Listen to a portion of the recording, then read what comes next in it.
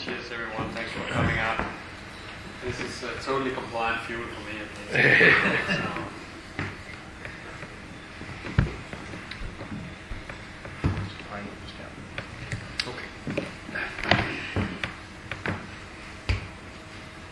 Bimco established the shipping market analysis team almost 10 years ago now, and we decided to do so simply because we believe that every ship owner is capable of running its business even better if it gets access to unbiased data, unbiased information, unbiased analysis on the markets. 10 years on, we still strive to do that, and I think it's fair to say that we've come a long way right now. But we're constantly, say, bombarded with data. I think you know that more than I do in your inbox in the morning. Almost clickbait on people who know the future before it actually arrives. I'm proud to say that we don't go by that song and dance. We establish our opinions, our analysis on the shipping market on as solid data as we can get. I'll give you a few examples when we go on, but it's a mere fact that there are so many stories out there, not only on which stock to buy tomorrow or which cryptocurrency to invest in yesterday, because it will explode in value tomorrow. In the shipping markets, we're also to some extent spoiled with a lot of information, but we need, well, at least that's what we strive to do. We boil it down, we sort away those data that are not relevant for the shipping industry. And by doing so, we start at the very top. And at the very top, we go by indicators that matters to the entire shipping industry. This may be complex to read, but I think it's fair to say that everyone can focus on the light green line here and see that new export orders of goods. That rings a bell to shipping. That rings an alarming bell to shipping, when exports of goods, which in all say it can be transported also by other means of transport, but in all essence, this is surely an alarming bell that rings for the shipping industry. It is something that we have seen last time around, some 3 years ago, and I think it was also felt here in Greece, when at least the dry bulk freight rates at that point in time were at the rock bottom. Right now, Capesizes are still racing to beat that, but we can certainly see that it is a negative indicator that we look at in this way, with the knowledge that we see macroeconomics being the overall driver for the shipping industry, because the shipping industry doesn't create its own demand by selling the services dead cheap. The shipping industry is facilitating global trade.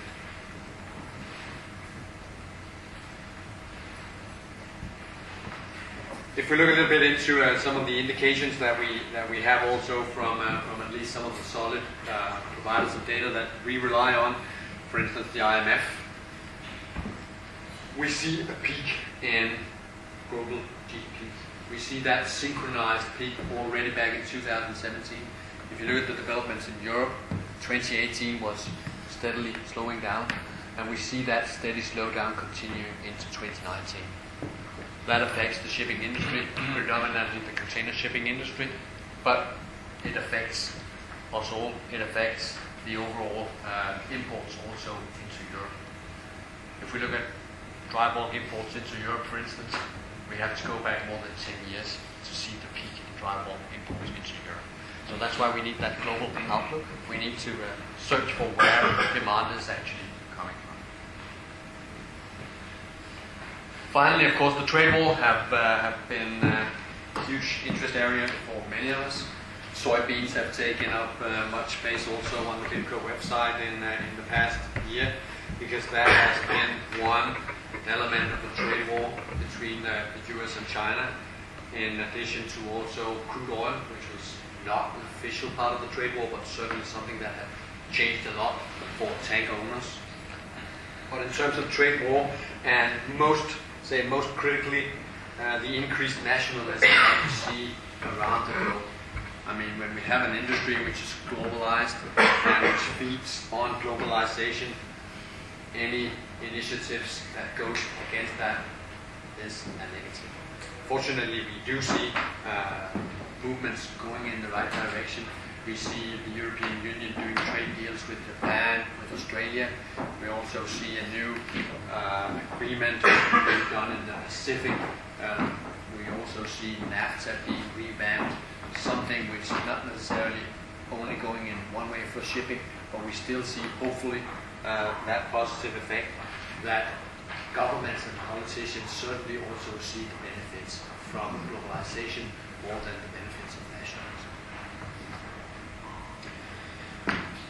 I'll now give you our views on three dominant sectors in shipping, where Bimco members predominantly operate as well.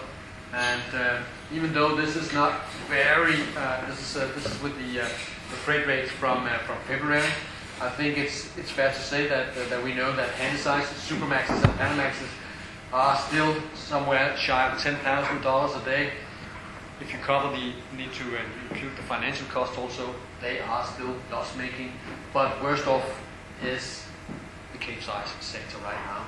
I think the index hit 150 yesterday, and that spells outright disaster.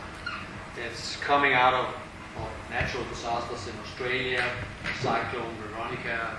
I'm sure you have covered that already, but what we have certainly seen is that BHP have also been issuing statements that they have not been capable of supplying that much iron ore into the market, which they hoped for, and that is of course extremely critical for the individual owners operating within the Capesize sectors.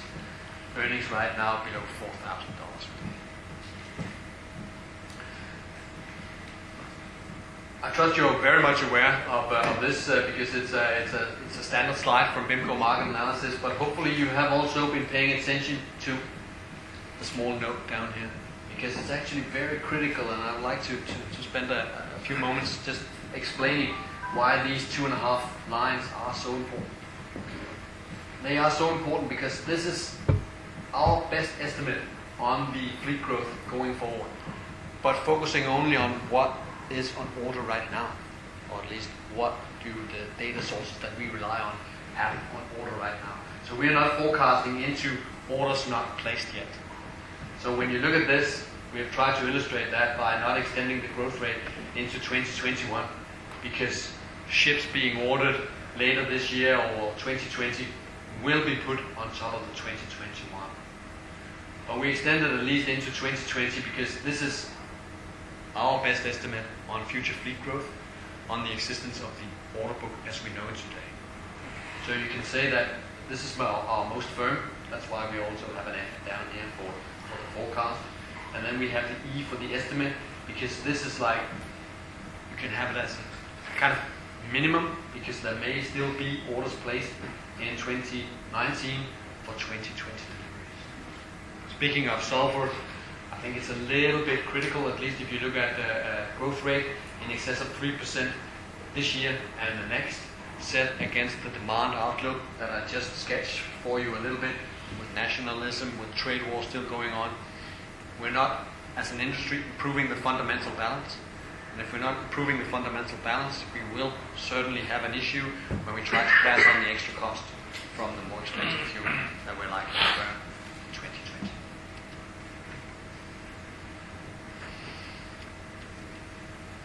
I shared this with you as a teaser before coming here, and just putting a bit more meat to the bone. I'm adding an S to the trade wars, because it's not only China and US, it's not only steel, aluminum, soybeans, crude oil, oil products, and various containerized goods, but they of course are at the center of attention. Anyone in here has a Huawei phone? They may or may not be listening into our conversation, I'm not sure. But I think that is a part of the China-Canada deal, where I think the discussion is worldwide. Are Huawei the extended length of the Chinese intelligence? Well, I'll leave that conclusion up to you. But But it certainly is something that is not benefiting trade. I think that's my main point here. So in a world without that dispute, we would be better off. China and Australia, all of a sudden, Chinese were extending the time for coal coming in to Chinese ports back in December from Australia. They claimed that they needed to take more time sampling, doing all the right words in the technical ways. But in all fairness, they were a little bit offline in terms of their political decisions. So more than ever, I think when we talk about global and geopolitics, it's not only tanker shipping which is involved in geopolitics, and it's not only Europe and US. It is also intra-Asia, or at least in the wider Pacific region, that we tend to see China and Australia also getting off. Just this last night, we got new data from Brazilian soybeans. We have 17.2 million soybeans being exported out of Brazil in the first quarter. For March, we have soybean exports up by 30% as compared to the same month of last year. That is, of course, why we see the lift in Supramax and Panamax freight rates that we have seen since the middle of February, as also forecasted by Bimco market analysis team, as being the one thing that would lift freight rates out of the doldrums at that point in time. While the numbers may be staggering at the time right now, if we look at the whole forecast and we try to look into that crystal ball that may be cloudier at some point in time, we expect that for the whole marketing year of the whole annual year, in this case also for Brazilian soybean exports, they may be slightly down. So we are front loading and we are benefiting from increased exports right now. If you look at it with the eyes of the Americans, well, we can see this in two ways for the Americans. They are not really likely to see the Chinese getting back to buy the American soybeans. I think many of you saw our analysis issued on Tuesday, where we saw that the the Chinese were buying more of the American beans, but still a far cry from the volumes that they used to take. We expect the Brazilians to continue their love affair with Brazilian soybeans in the coming month to provide for a solid and a normal export season out of Brazil at the expense of the American exporters. So will the American exporters end up finding new homes for their soybeans? Not to the extent that they will completely neutralize the effect of lost sales into China. I think it's safe to say. But they are also struggling because, of course, they need to get rid of the stocks that they haven't sold right now. I think we will see still a steady flow of soybeans from the US into Europe, as we have seen also within the past year. We just discussed the fleet growth, and now we will go into some of the aspects of those unfortunate changes and also some of the changes that have changed our underlying view of the market from just, say, 4 months ago, because we did not foresee, nor did anyone else, that a dam of toxic waste would collapse in Minas Gerais, in the mining area, or the key mining area of Vale. And of course, in that sense, we're looking at a lot of tons in terms of iron ore not being shipped, terminals being closed, mines being stopped at least temporarily, and of course that affects iron ore exports. So let's see how that is spinning. You have been following this closely, I'm sure. We have also tried to get our heads around it and understand those, it's fair to say, that mixed communication coming out of Brazil. It seems as if they have their hands full just dealing with the disaster right now. So I think on that regard, it's fair that they are not completely on top of the underlying impact of their sales or exports for iron ore But an estimate somewhere between 40 to 80 million, that's a lot. We saw close to 400 million tons being exported out of Brazil last year, so this is pretty critical. This is the best trade for capesizes on a global scale. We've done a little bit of an analysis into this, and if we see 40 million tons of Chinese imports shipped from Brazil to Australia, meaning that you do not sail half the way around the globe, but you only do the short trip with 40 million, that means that 34 standard capesizes, 180,000 tons, will lose their jobs. That is critical for an industry, a sector that constantly needs more demand. Be aware that capesizes do more or less only transport iron ore. They do take the odd cargo of a coal cargo, and that's what we foresee also will happen on the back of this, because it's very likely when this amount is lost from Brazil, we will see at least some of the oil skins go down to the Australian east coast for a coal cargo, instead of waiting offshore Brazil for an iron ore cargo that may never be offered into the individual owners. Getting back to those individual owners and why it will not be offered, we'll get to that in a minute. But I think it's fair to say that it's not only supply. The reason for us to focus on macroeconomics always is that it is the underlying driver behind that is beneficial to shipping. So the real critical thing to look out for here is not only the lack of supply out of Brazil, but it is the steel production in China. Half of the world's steel is still produced in China, and it is where the only thing has been growing for the past 10 years. So when we see the Chinese, to a larger extent, falling in love with the use of scrap steel, from an environmental point of view, I think it's they are doing the right thing. But in terms of importing high quality iron ore from Brazil and Australia, it's outright negative for the shipping industry. Because last year, the Chinese produced, I think, 5.5% more steel, but they imported no more iron ore than they did the year before that. So that is critical. Speaking of those individual owners operating on the best buy of them all, well, we have the Valemaxes and we have the VLOCs on long-term time charters. Look at this illustration courtesy of Vessels Value. 60 Valemaxes, that's the current fleet of Valemaxes. They transport 96 billion tons. That's a quarter, more or less, of all the iron ore that was exported out of China, out of Brazil last year. And you see, it's pretty simple what they're doing. The odd one goes to Oman, but it's all a matter of putting up a conveyor belt. And when the volumes go down, it's likely not to impact the Valemaxes or the very large ore carriers on the long time charters, because they are already fixed. That's the conveyor belt already running. So these lost volumes will be on top of that and will be critical mostly on the open and international market. Just an illustration of the distance that matters.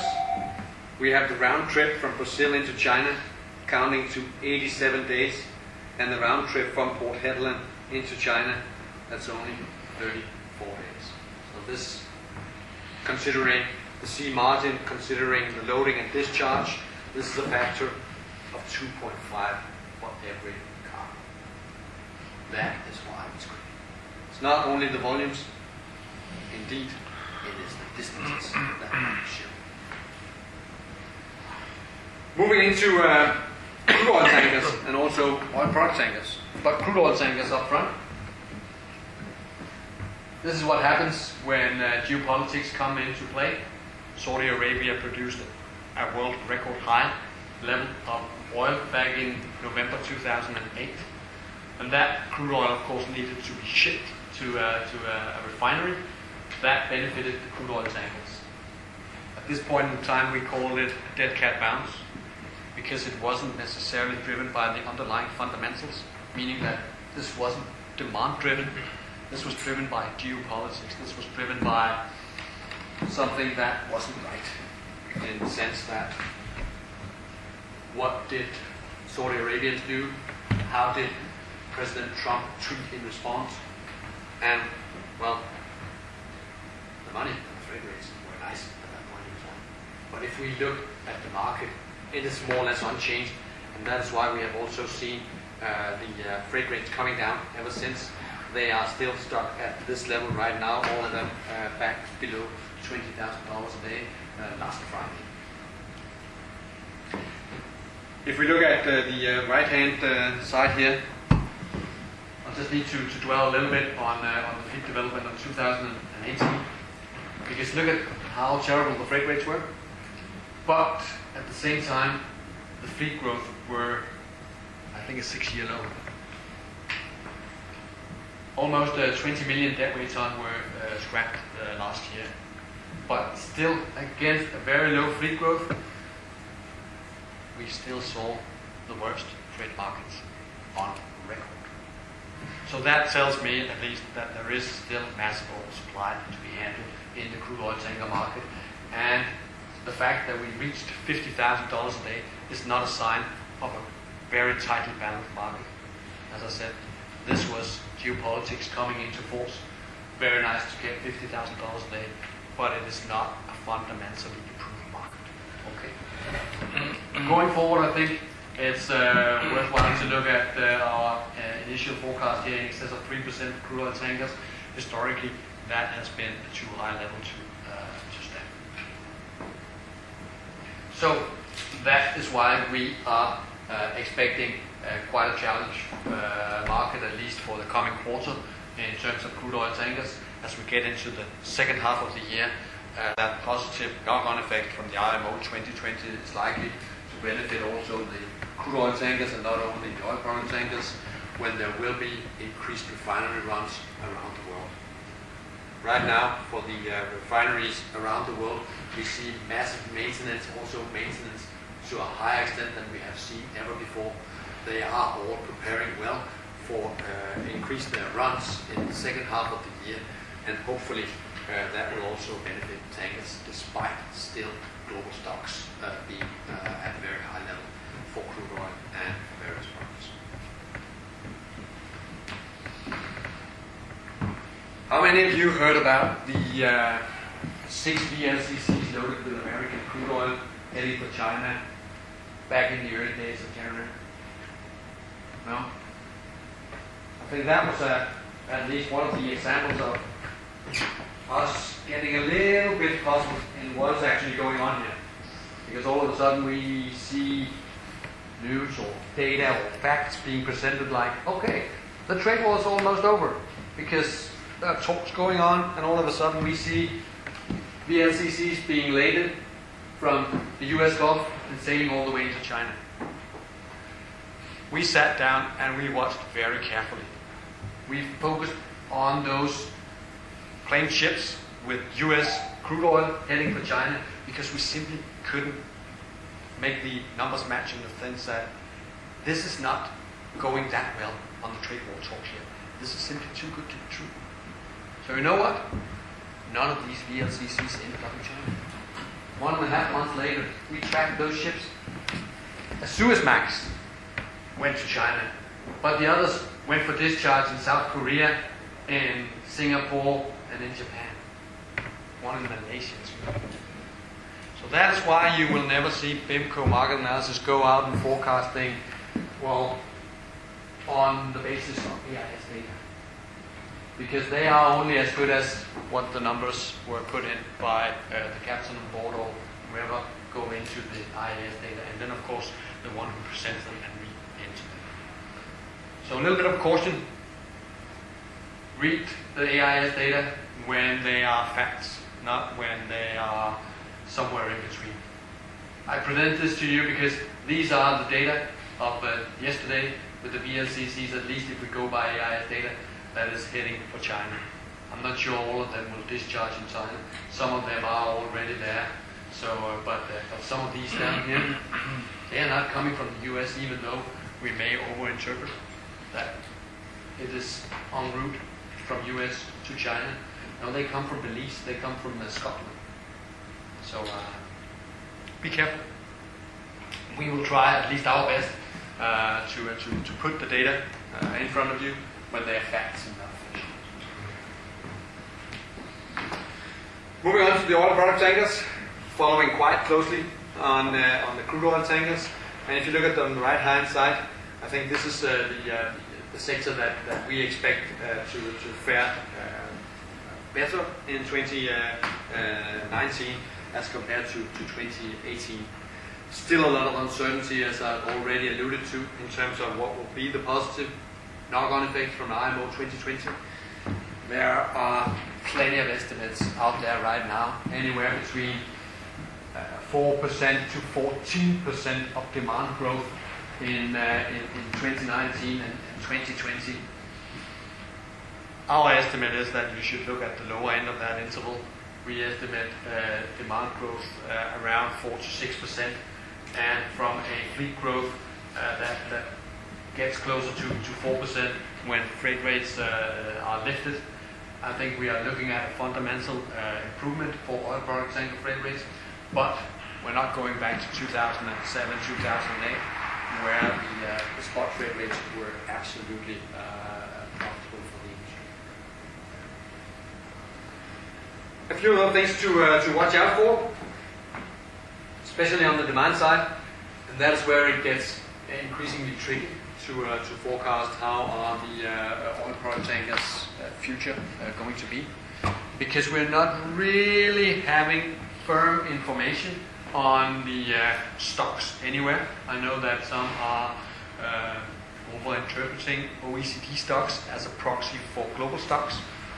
I can say they are not, and that is why you cannot only focus on one part of the world, and honestly, the part of the world where oil demand is not growing.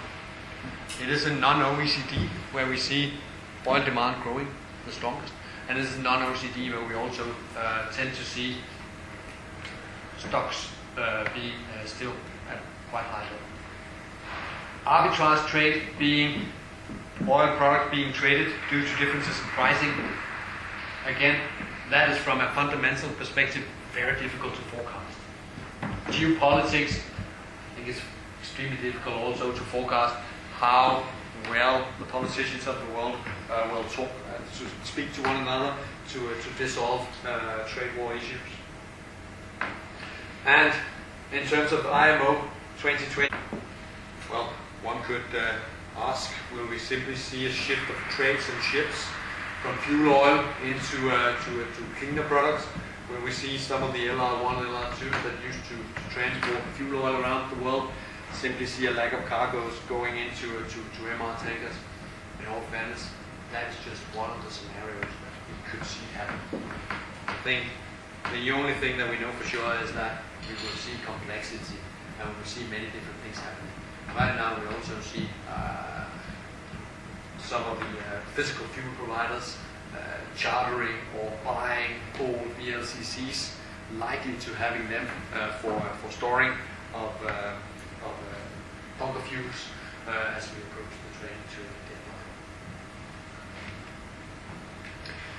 I'll just wrap up very shortly on the container shipping sector as from the perspective of the charter owners, as that is the key base here in Greece. There are no operating liners as such, but there are plenty of owners that put their ships out on long charters. And when they do so, it is of course a matter of just timing the market right, but it is also increasingly difficult to really find out when is it the right time for my ship to get fixed into the market again, and can I get more than 2 months if I want to? Can I get 7 months if that's how the market is offering me? Or can I do a 5-year charter, which is what I mostly want? But if we try to look at these, I know these are very busy charts. I've tried to match the lines, so let me just explain how it goes, because I've tried to do that up in the header here, trying to understand how we get to the point where we basically begin to see a little bit of pickup in charter rates. The point is that charter demand picks up, meaning that the liner companies, they need more ships for one reason or the other, or at least goes into the market with tenders. If the charter demand then picks up and we see reactivation of fleet, which we have seen when these lines go down, quite a massive reactivation of ships in 2017, and in 2018 we saw some of the sectors see a steady and low level of idling, while we saw other sectors going back, particularly the ones 2000, they went back to 80, meaning that the prospects of getting higher charter rates evaporated as it did. So as the idle fleet comes down for an extended period of time, you may see rates going up.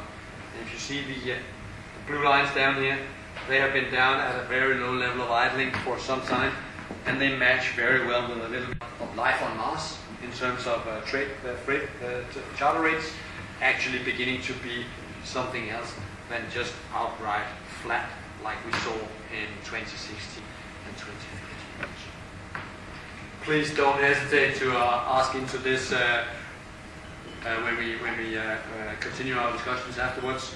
But this is at least some kind of early indications into what may happen, and that's why we try to assemble these two busy slides to get just a little bit of insight into when will we actually see charter rates picking up again, because they have really been stuck in the desert for a long time.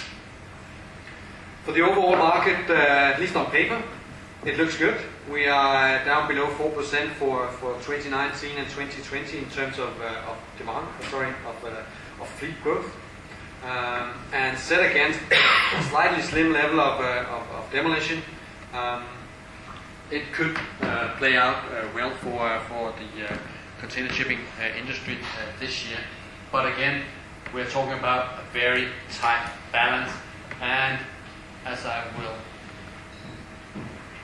just bring forward to you here today, there are certain aspects of the demand side that may be at least somewhat of a stopping block to some of the demand growth that we are seeing. We have already indications and firm numbers from US ports that inbound containers growth is suffering. We saw stocking up in the second half of last year, and that is coming down now. They did not buy that much Christmas goods, so we are expecting also still fairly solid support from the US, but at least in the first half of 2019 we're likely to see it somewhat tempered. For the fourth year in a row, we expect slow demand growth from the Far East to Europe trade lanes. And as I said in the very first slide here, the European economy is going down in gear. So it's one of the firmer forecasts that we will not see that big growth on one of the critical trade lanes, at least if you focus on the ultra-large containers and the 21, 22, and 23,000 TEUs that we're going to see delivered later this year. We'll keep a close eye on those trades also in the intra-Asian, because if you remember from our last report issued only on the late February, we put a little bit of attention into the knock-on effect from the slowdown on the long haul and main lanes on the intra-Asian volumes, because that's really where the factories are producing these goods. And it's not only the Chinese factories, it is intra-Asian factories that produce semi-finished goods, and a lot of transportation goes on to get that final product away from, in many cases, the big Chinese producers. So we keep an eye on that to see how they will keep up in terms of volumes. Right, I think that was many words from me, and the main points, just to wrap up here, is that it may be a lot of doom and gloom, at least for the dry bulk shipping industry that I have shared with you here today. But is it the worst case? No. The worst case would be a derailing of globalization. We do not see that in the cards, but we tend to see someone flirting with it, and that is of course a negative. anything that is working in the right direction, the EU-Japan, for instance, or the CPTT, that was the Trans-Pacific, the new Trans-Pacific deal that was done also. There are still many good people working towards globalization and towards shipping. These are some of the factors that we also tend to see: lower volumes and disrupted global supply chains. Something may be beneficial to shipping, something may not be. And geopolitics and IMO, I think we'll be spoiled for interesting analysis in 2019, once again also going into 2020, because especially the 2020 IMO is really the dark horse in many ways here. What will the effect turn out to be? Not just freight rates and pricing of fuel oil, but certainly also come the first quarterly result from at least the listed companies. Will we see the extra cost being passed on or not? Okay, on that happy note, thank you so much for your attention. I know you can follow us on many different platforms directly, as I'm very pleased to have the contact directly to many of you, but you can also follow us on LinkedIn, on Twitter, for Bimco and from the market analysis team, and then of course straight on our website.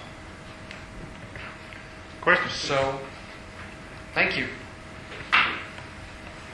We didn't see Brexit in any of this. Is this like a non-event for shipping for you guys, or just a minor result of all the trade wars that are going on?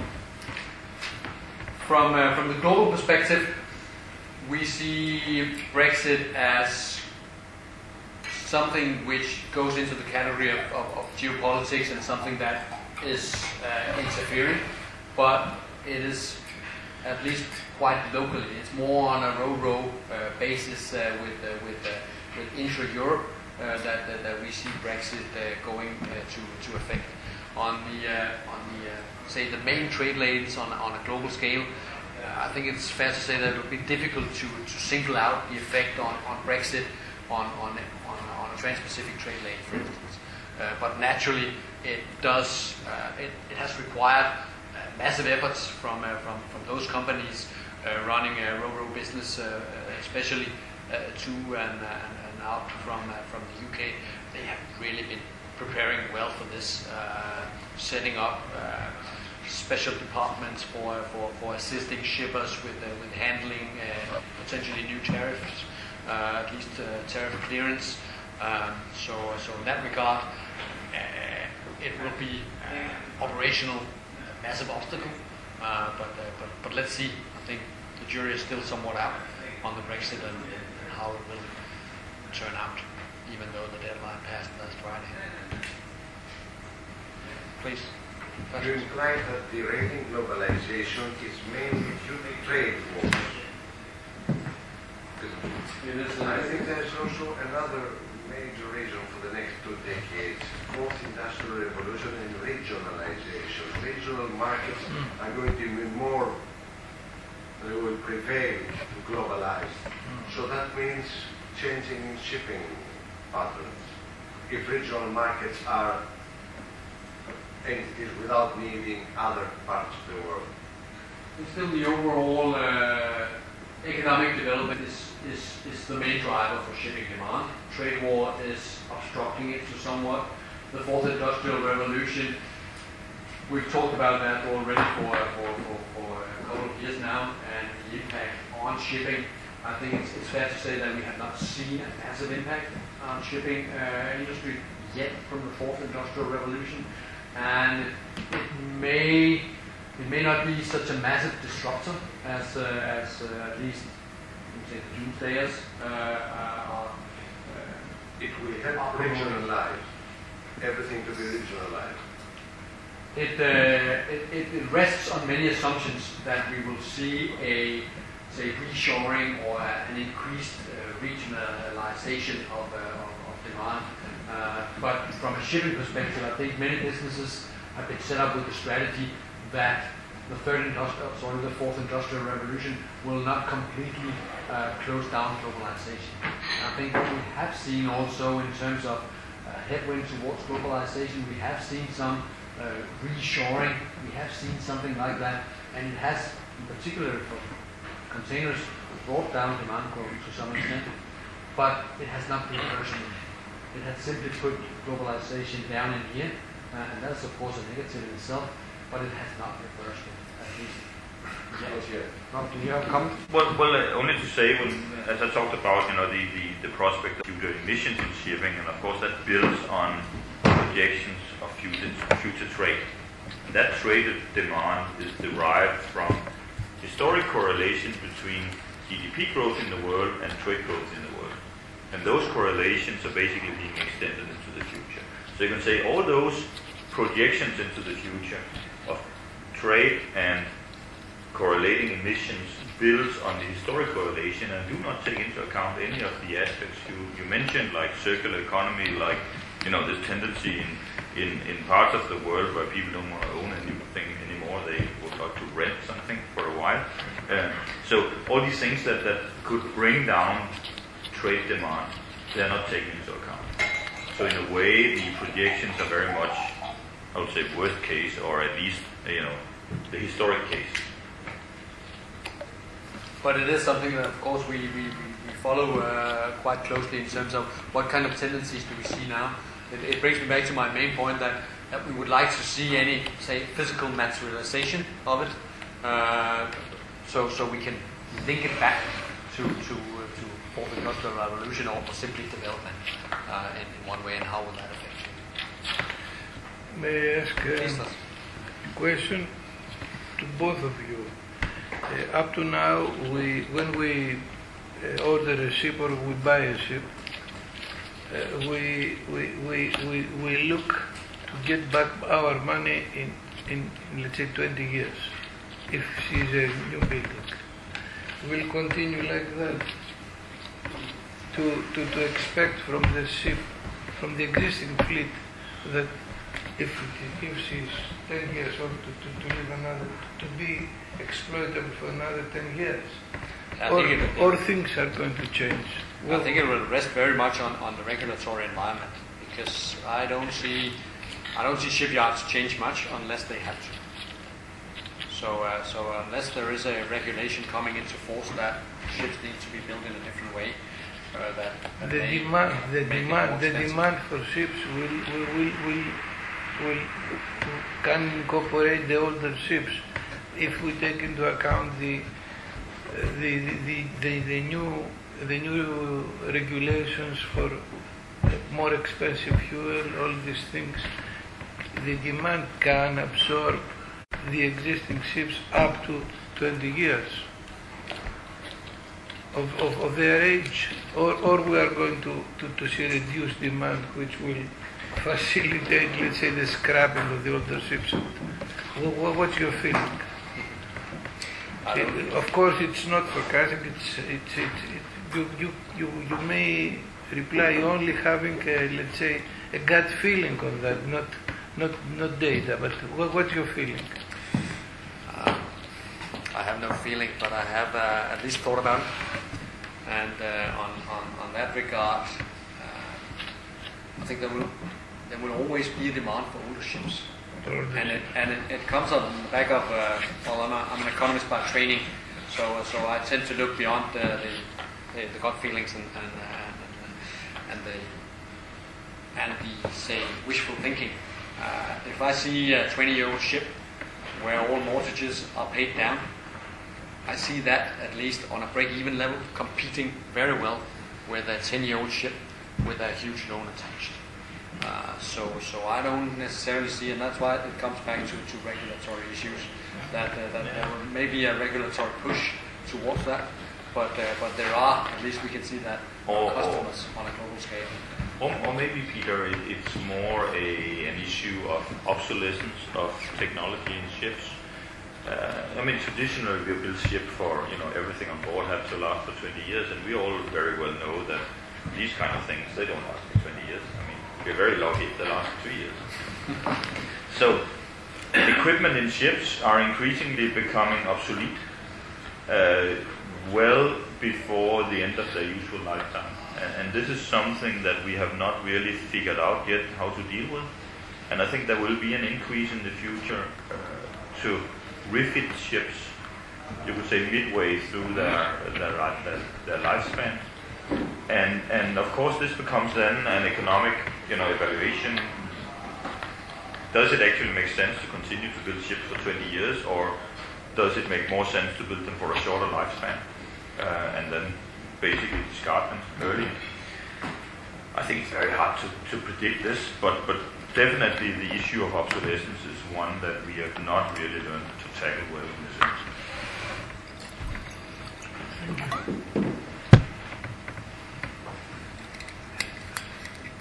More questions? Don't hear. Thank you so much for your attention. Thank you very much.